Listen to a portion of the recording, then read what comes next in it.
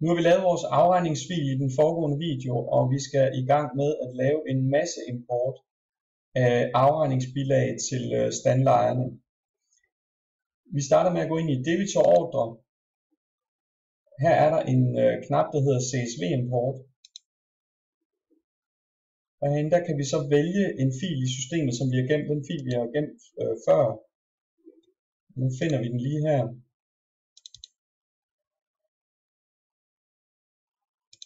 Den ligger her et sted. Der var den. Og vi åbner den.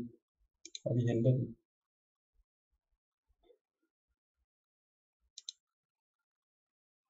Så nu ligger der en hel masse debitorordre klar her. Og det vi egentlig kan gøre, det er, at vi kan gå ind på dem en af gangen, trykke gem og trykke fakturere. Så kan vi lige tjekke af processen, at de er korrekte.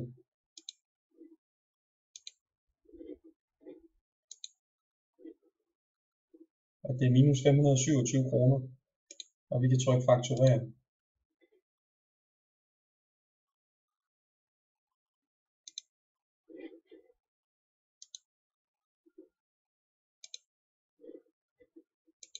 Gem og fakturere.